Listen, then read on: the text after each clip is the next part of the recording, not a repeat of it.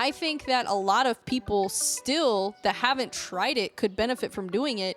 And the problem that I have with this is that so many people are saying it's overrated, but they're talking to a different group of people. They're talking to bodybuilders. They're talking about a different group of people than 90% of the population.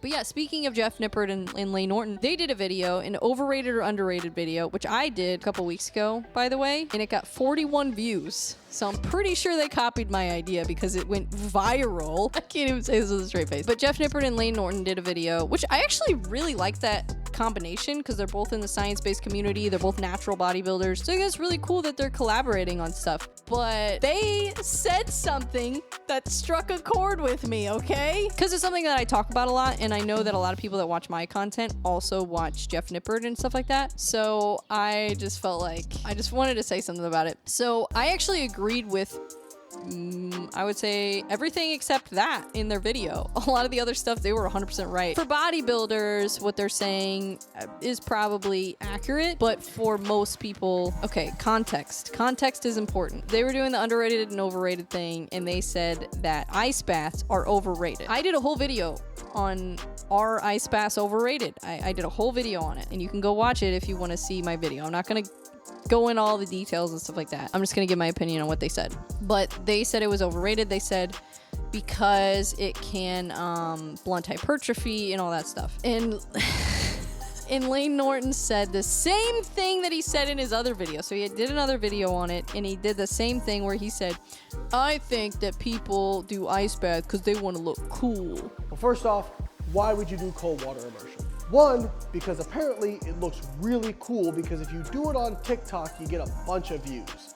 I just see so many people doing this on TikTok. It reminds me of doing fasted cardio wearing a black hoodie on the stair stepper. I am convinced that this is mostly just to look cool. Remember how like doing cardio on a step mill with a dark hoodie and the hoodie pulled up, somehow it's gonna make you burn more fat? This is that version of that. Now, sing a new song, will ya? So I thought that was funny. And if you haven't watched his video on ice bath, it is actually a good video. His video on ice bath, I would say, is pretty accurate, other than the fact that not everybody's a freaking bodybuilder. And that's the point I'm getting to. For them, yes, an ice bath might be overrated, because for them, muscular hypertrophy is their number one priority, especially if you're a bodybuilder. That is going to be your number one priority. So doing ice bath benefits might not outweigh the cons. For 90% of people, most statistics are made up on the spot. You guys know that, right? But for 90% of people, it doesn't matter. They don't care about hypertrophy more than they care about the mental benefits, or even just the recovery benefits, dopamine, all the benefits of ice bath that I went over in my video. If you guys want to watch it, I'm not going to do a whole ice bath video again because I spent so much time doing that one. I think it's important to context. Like I said, are you talking about it's overrated for bodybuilders and for athletes? Or are you talking about it's overrated in general? Because in general, I don't think it's overrated. I think that a lot of people still that haven't tried it could benefit from doing it. And the problem that I have with this is that so many people are saying it's overrated, but they're talking to a different group of people. They're talking to bodybuilders. They're talking about a different group of people than 90% of the population.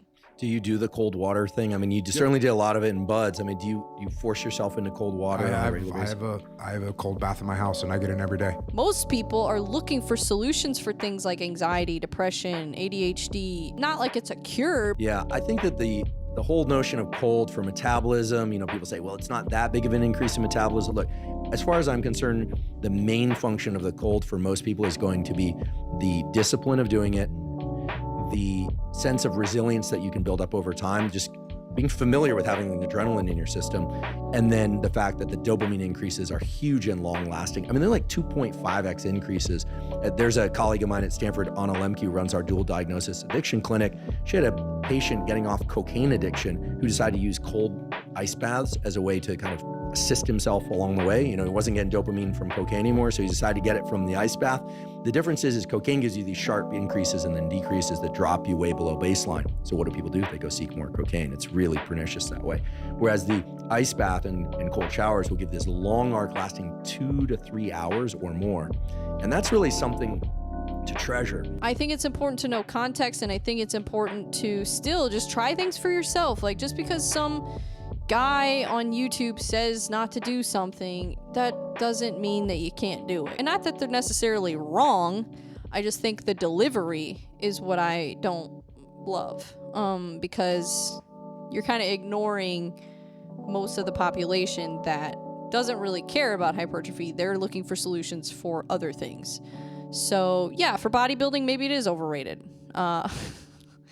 But for most people, I think can be a really helpful tool to help your recovery. But not only that, but just the mental benefits, which is what I've kind of stressed and what has really helped me. Joe and I have been texting back and forth about this. There's a lab at Stanford, Craig Heller's lab, that works on cold and performance. And the athletes at Stanford, mainly the cross-country team and the football players, are doing cold before their training because of the huge long-lasting increase in dopamine and adrenaline that's caused by that.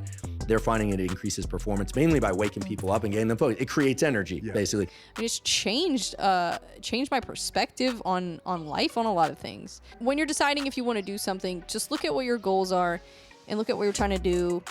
And if it will help you reach your goals, then I'd say it's worth a shot. So yeah, I don't know. I just had to say something about that because I thought it was funny. But I love Layne Norton. I love Jeff Nippard. I think they're some of the best. Jeff Nippard's probably my favorite fitness channel that I've ever come across, just because of the way he presents information.